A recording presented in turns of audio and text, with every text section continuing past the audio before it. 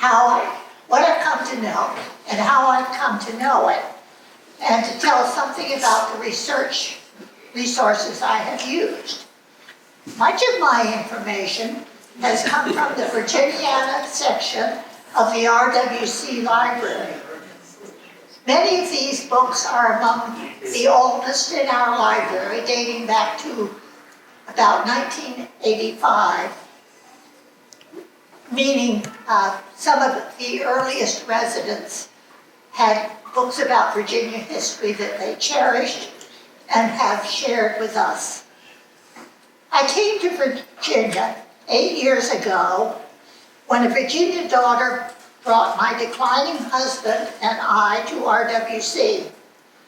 I had been in Virginia a few months when the 2014 Pulitzer Prizes were announced.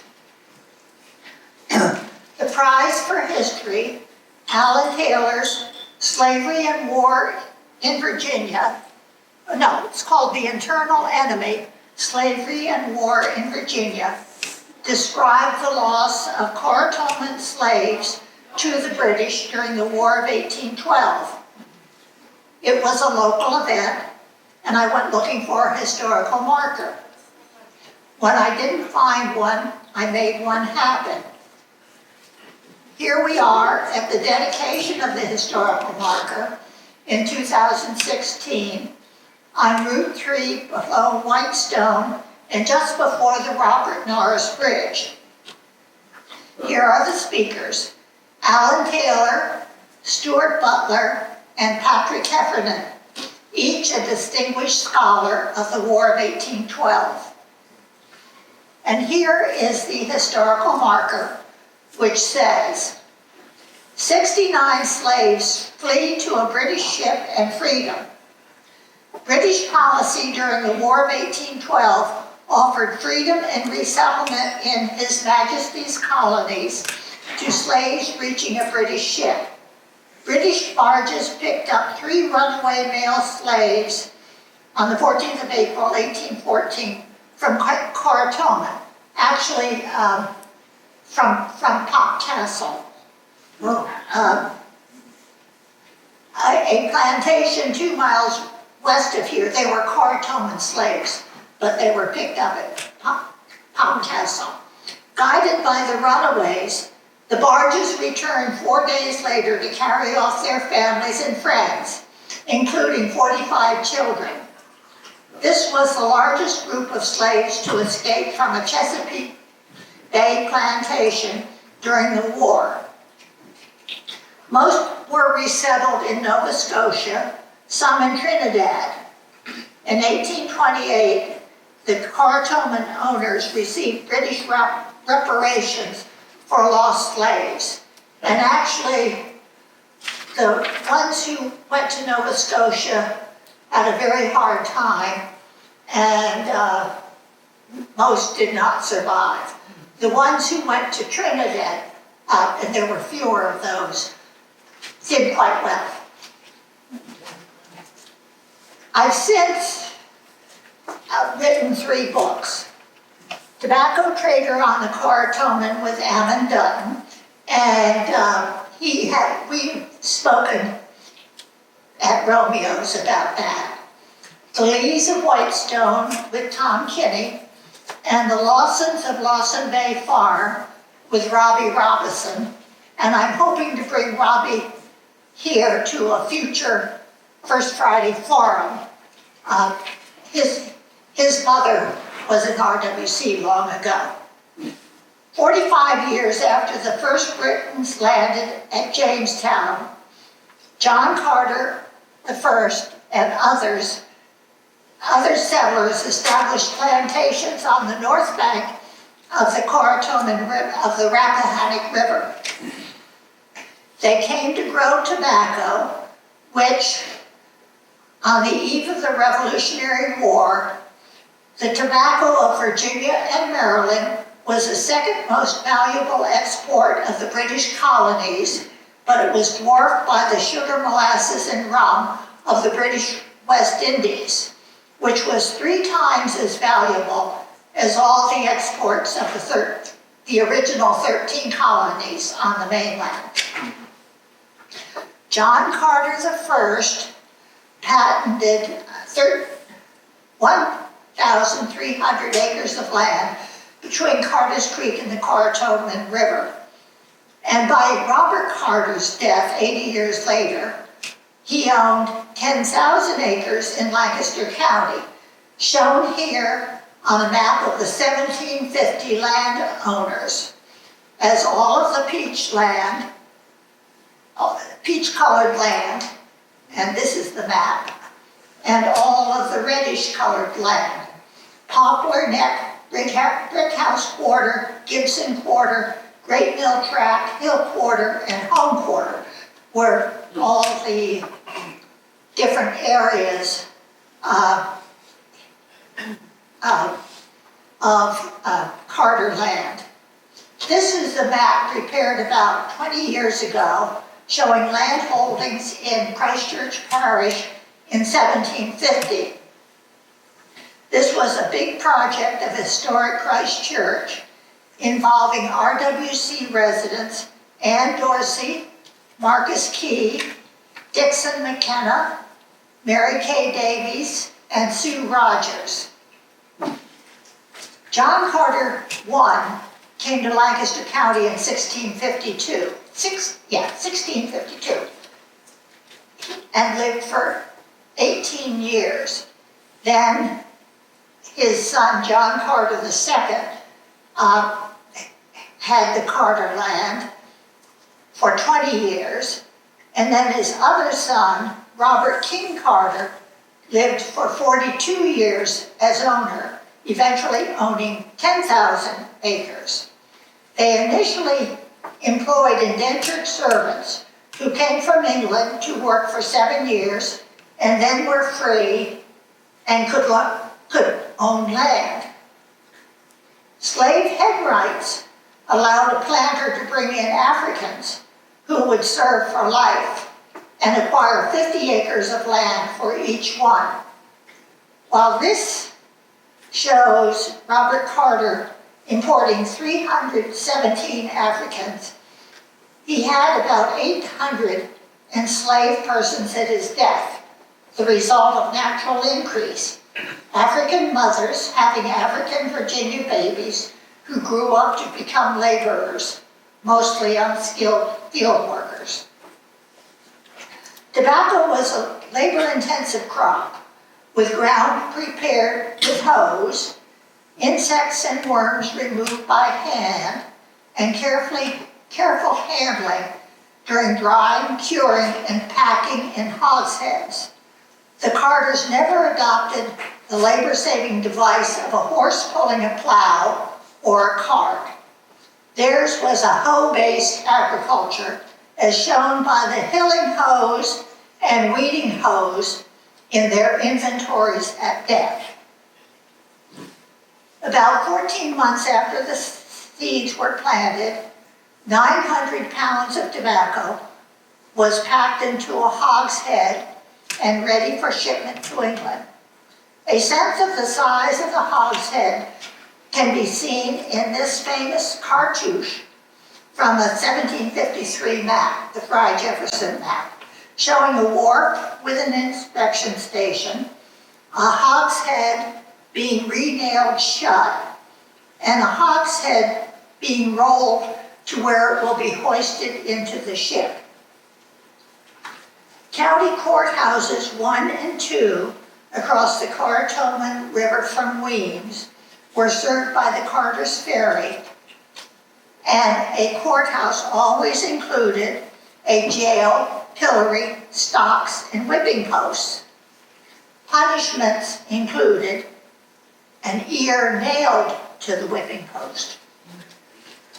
While indentured servants accused of wrongdoing came before the court, an enslaved person could be punished at the plantation. Robert Carter received permission to cut off all the toes of a runaway slave. Court permission was not necessary for whipping, and if the slave died as a result of a whipping, a master was not considered guilty. I've just come across a report of the National Park Service's consideration of the Northern Neck as a National Heritage Area. While it has not yet gained National Park Service designation, the Northern Neck Tourism Board has erected signage. A major topic in the report is the rise of tobacco culture and what they call the tobacco gentry. This portrait of Colonel James Gordon,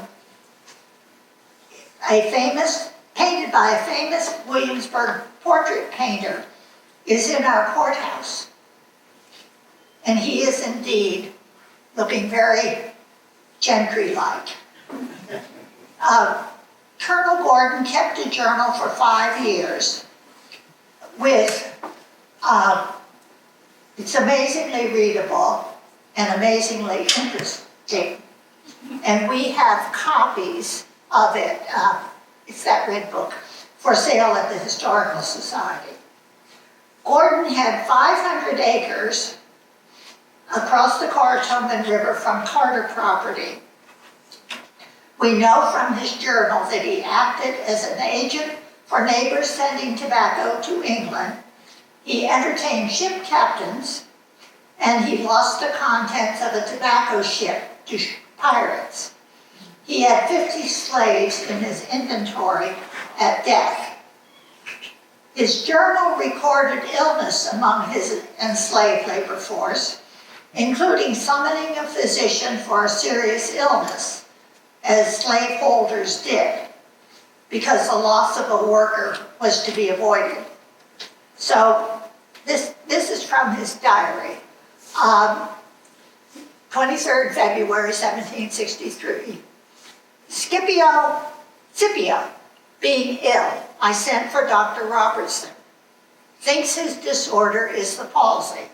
A week later, sent Nelson very early for Dr. Fushi to see Scipio. And the next week, Scipio much better, although Scipio never fully recovered. Colonel Gordon and others broke from the established church, which was St. Mary's Whitechapel in Christchurch, and organized a Presbyterian church near Lancaster. He and the other organizers brought their people to church services, and Gordon and others used the words people and family to describe their enslaved workers. So, in 1761, there were about 70 at the table, and this is for the Lord's Supper or communion. 70 at the table, black and white. 1763, the Lord's Supper was administered to about 90 whites and 23 blacks, more than we ever had before. And then a few months later, about 115 white and 85 black communicants. Militia service was expected of all white men, and officers like Colonel Gordon were always referred to by their militia rank.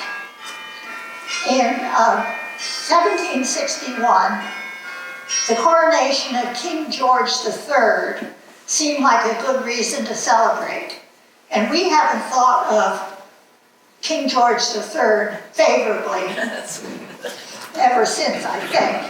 But anyway, 60 gallons of punch were contributed by the officers to, excuse me, I'll read it. The militia was called out to proclaim King George III, which was done in pretty good order. The officers joined and gave the men 50 or 60 gallons of punch. This was not fruit punch. Anyway, Colonel Gordon was a plaintiff in 50 court cases, usually collecting on delinquent debts owed to himself. In 4 of the cases, property in the form of an enslaved person was seized by the church, by the sheriff, and sold, usually at Gordon's own courthouse store in Lancaster. 1746, sold. Negro man at Cox's Race Ground, 1747. Sold 10 cows, 12 sheep, 20 pigs, and 1 Negro wench. 1762. Sold Negro women and 2 children at the courthouse store. 1763. Sold Negro wench and 1 child at the courthouse store. In the 1767 processioning, there were 8 mills grinding wheat and corn in Lancaster County. Tobacco was still the big export crop, but after the Revolutionary War, tobacco culture would move to the Virginia Piedmont, and Lancaster County farmers would be growing increasing amounts of wheat. Steamboats would be carrying Lancaster County wheat to Baltimore to be ground into flour at the big flour mills there.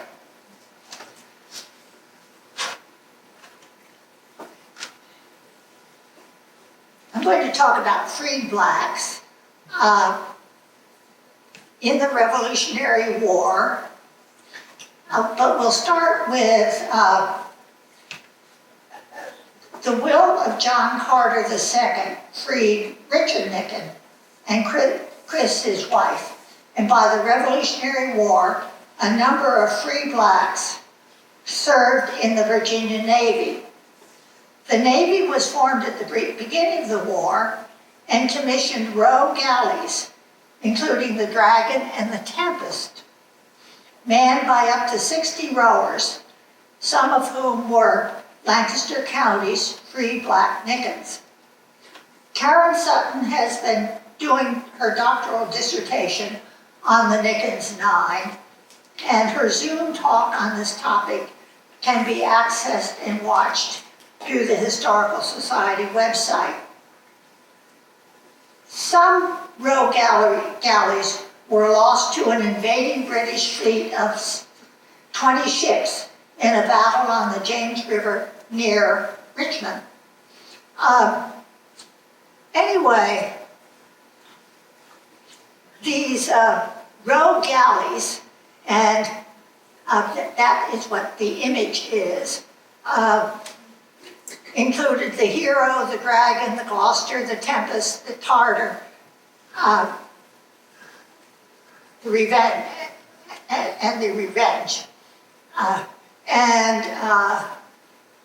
Row galleys against British ships that have come across the ocean is not exactly an equal fight. The first United States Census was taken in 1790, but some of the documents, including the Virginia Census, were destroyed when the British burned Washington in the War of 1812. Virginia's 1783 tax list was used in place of the 1790 census. This census is simply the name of the head of the household and the number of white persons in the household and the number of black persons in the household. These are the free black families on that list. So therefore there's no white person listed, and there's 3, 5, and 9 black persons in the family. 3 of those are Nickens. There's 2 other family names there. But those were the free black families in 1783. On this list of the largest slaveholders in 1783, we see John H. Carter, John Chinn, Raleigh Downman, James Ball, and Nathaniel Burwell. There is no number in the white person column for John Hill Carter because he had died, but his estate still held the enslaved persons living on his land, and there were 128. Which was the Carr-Tillman enslaved labor force, which had increased through natural increase. Slavery was a lifelong condition, and so was slave ownership. And at death, one's personal property was divided among the survivors. A few years ago, Craig Kilby and Jane Langlow finished the Historical Society's project of an online wills and estates database of the 520 estates of people who had died between 1835 and 1865, with particular attention to how the enslaved persons were passed on to the decadent's descendants through a widow's dowry or by life estate, or divided into lots based on value, with those named as inheritors drawing lots. Or the enslaved persons may have been sold, often to pay debts, and in a few cases, they were manumitted. I did all of my research for the Wills and Estate chapter at home on my computer, but there are paper copies in the historical library, and those are pictures of the paper copies for those that dealing with an online database is difficult. The 1860 census included personal estate data, which since 1782, when enslaved persons were tied to the slaveholder rather than to the land, was the value of the slave holdings. Okay, we have three A, B, and C. And we have the value of the real estate, value of personal estate, number of enslaved persons, and number of slave houses. And here we go. Okay, A has, head of household C has the largest land holding. So that is the $44,000 value of real estate. A has the most valuable personal estate.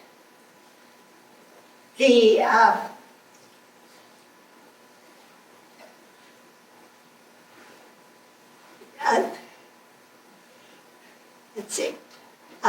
B has the largest number of enslaved persons, but the value of A's is higher because there were more working-aged individuals. There was also a question, how many slave houses? And we see that A had the most slave houses, but even then, there were a fair number of persons in each slave house. And a slave house was probably a 1 or 2 room building with a dirt floor. This 1860 census for a free black, Aaron Pinn, who was an oysterman. And I'm trying to think, well, okay, it's in two parts. With the from the picture, from the census, we have the name, age, color, name, age, sex, and color, occupation, and then value of real estate, value of personal estate. And Aaron Penn was successful enough to have both real estate and personal estate. But the 1850 census had been the first census to list anyone but the head of the household. And so you see that all of their children are listed on the left hand. Okay.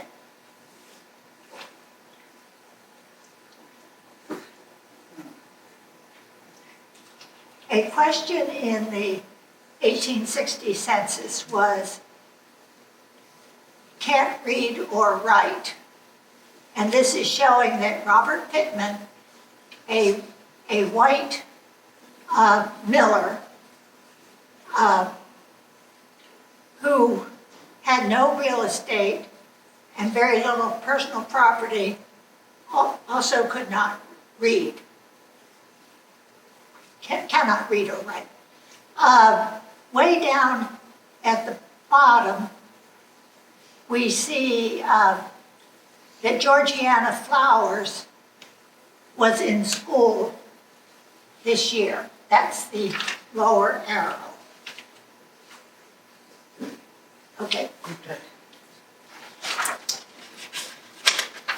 Here we see a slave register, which is how the enslaved persons were presented, that actually lists 14 persons in 4 slave houses. This is the identity of an enslaved person, of 14 enslaved persons in the 1860 census. They are listed in order, 1, 2, 3, 4, 5, 6, from oldest to youngest. So there's an 80-year-old who would have been too old to be taxed. Then there's a 26-year-old woman, 25-year-old, 22-year-old, 21-year-old, 17-year-old, 17-year-old. Those are prime working age workers. They would be fully taxed at the slave rate. Then there are 2 15-year-olds who would be taxed, that's number 8 and 9, who would be taxed at the young slave rate, which is 12 to 16. And then an 8-year-old, a 6-year-old, a 4-year-old, continued a 4-year-old, and a 2/12 baby who was 2 months old. The 4 at the bottom is how the slave houses were reported.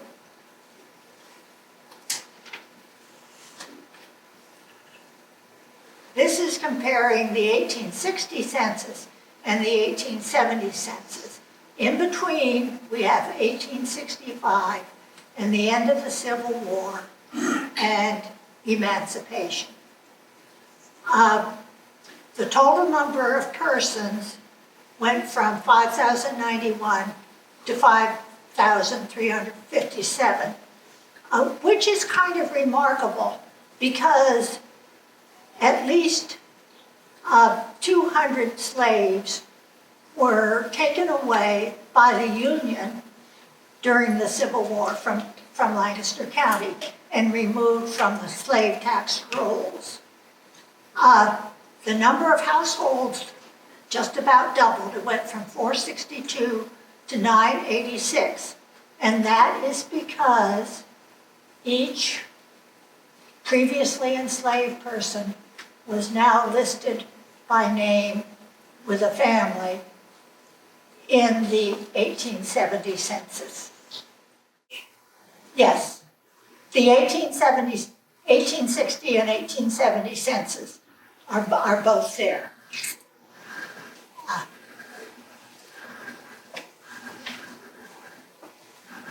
There's no, you didn't, I don't think you skipped one.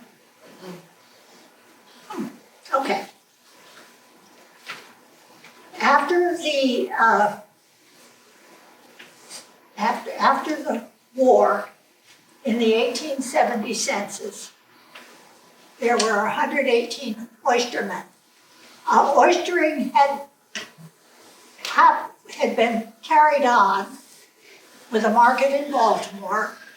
Previously, in 1850, there were 26, and in 1860, there were 53. But nobody was listed as an oyster shucker in the 1870 census because oysters were still being carried whole to Baltimore rather than shucked and canned.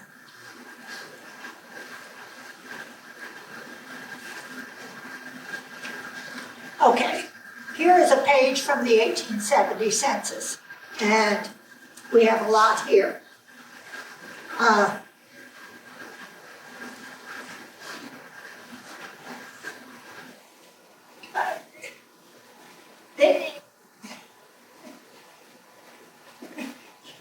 We have, let's see. Actually, from column 6, each of these persons is black or mulatto. And we're going to particularly concentrate on the third line down, which is a young man, well, he's 27 years old, who just got married within the year, because one of their questions is married within the year. He, way over to 19,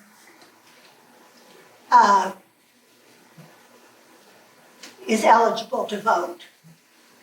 The 1870 census was very careful to include each person, black and white, 21 years or over, male, as eligible to vote.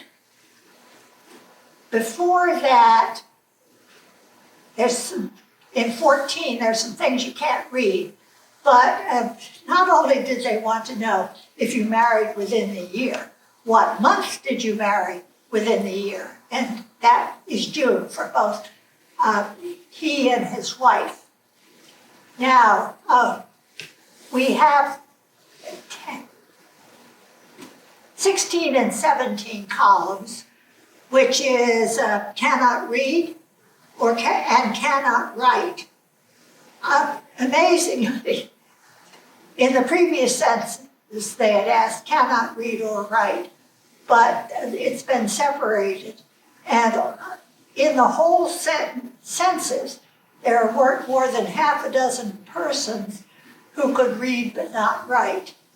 And in a couple cases, they were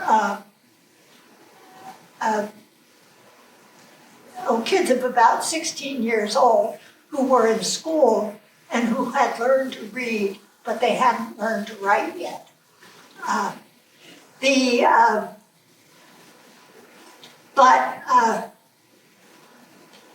What's really amazing is that he could read and write, and his wife could not. Now, the next person down is his father, because he apparently was living next door to his parents' family. His father also could read and write, but his mother could not read and write. Nor could the 16-year-old in the house, even though that person had attended school within the year. But in 1870, the number of blacks who could read and write was about 5%. The number of whites that could read and write was about 80%.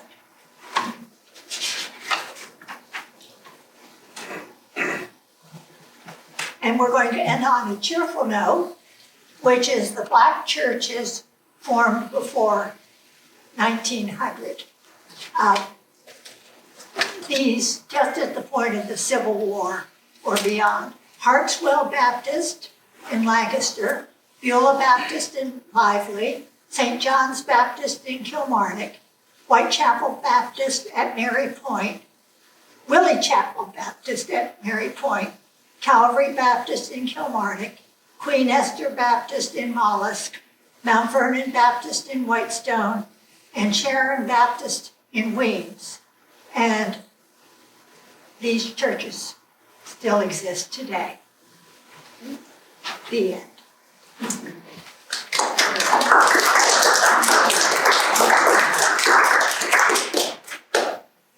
Yes.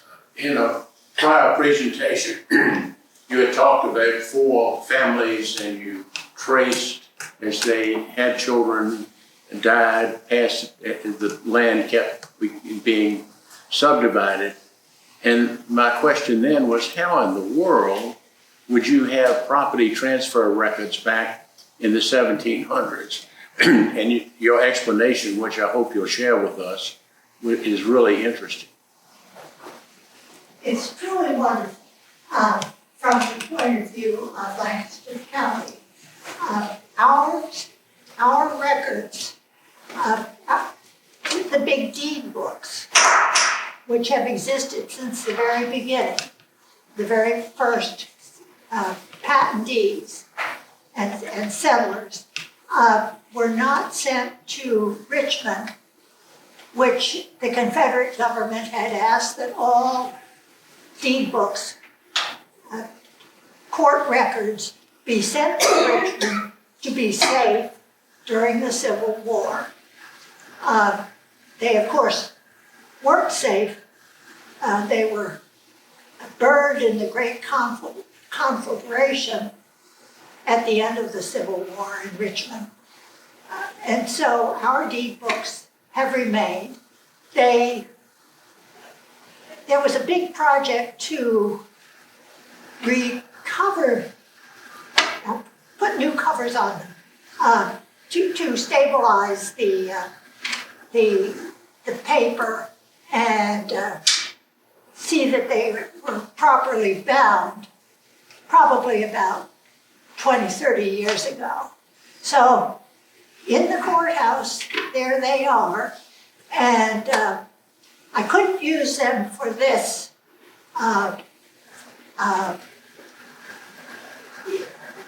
research because of not having access to the deed room during COVID. But the records at the Historical Society and in other places were sufficient for these purposes. Thank you for that nice reminder. Okay. Any other questions? One other thing, you had mentioned that slaves who could read and write. I thought there was a distinct prohibition against educating. There was. But people. See, because the slaves weren't, the slave register of 1860 didn't include any read or write information because there's an assumption that that's just not something. Since they weren't allowed to be taught to read or write, there's not going to be keeping any records on whether they can read or write.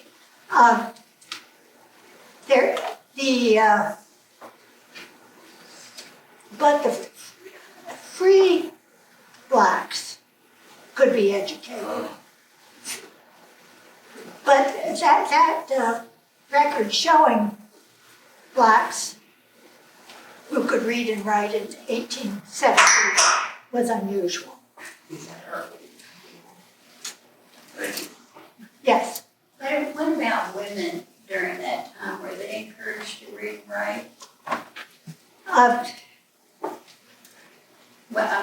Yes, I'm about to tell about something that was an amazing discovery, and I should have pointed it out at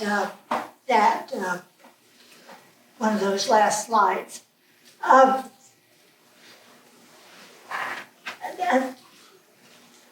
there's been a question in the 1850s, 60, and 70 census about occupation.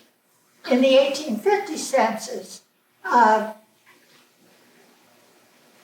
except for a couple women who were teachers and a couple more who were weavers or seamstresses, women didn't have an occupation.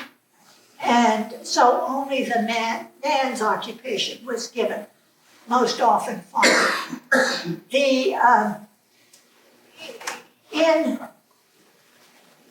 I'm losing this thread.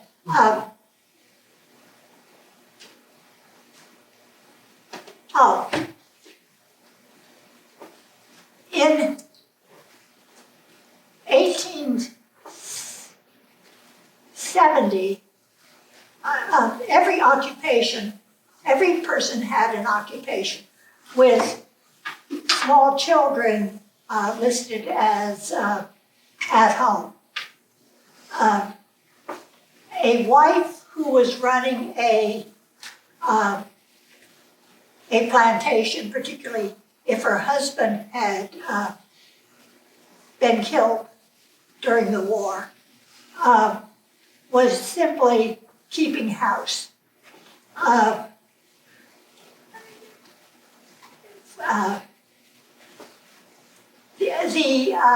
However, the census enumerator had started off, and in the Whitestone area and the Mantua area district had written wife for the person next to the head of the household, the male head of the household. But there must have been some pushback, because for the Whitestone area, the Whitechapel area, wife is no longer used, and she is merely at home. And I think it's because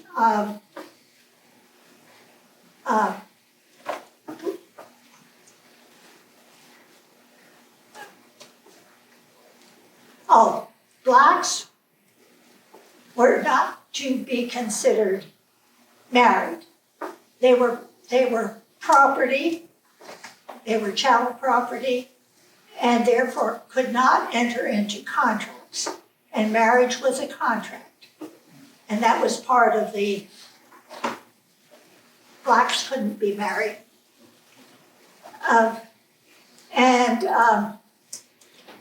So there must have been some kind of a decree from above, or some kind of local dissatisfaction. And so the last part of the census does not admit to wives. The census has been transcribed on Ancestry, which can be accessed through Heritage Quest on the Lancaster Community Library website.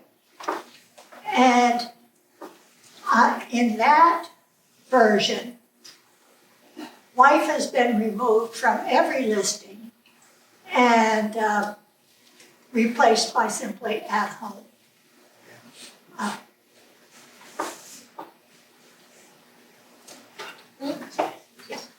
Okay, well, thank you.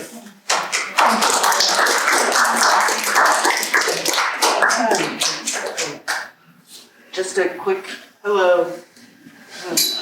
Just a quick reminder that in December, yeah, gosh, I can't believe it's almost December, that our first Friday forum will be on the second Friday. And we've got a representative from the Voice of Virginia coming from Richmond, which is the organization that runs a radio station for the blind, and they completely volunteer. So anyway, she will be coming and talking to us in December. Okay? Have a good day. Enjoy being with you.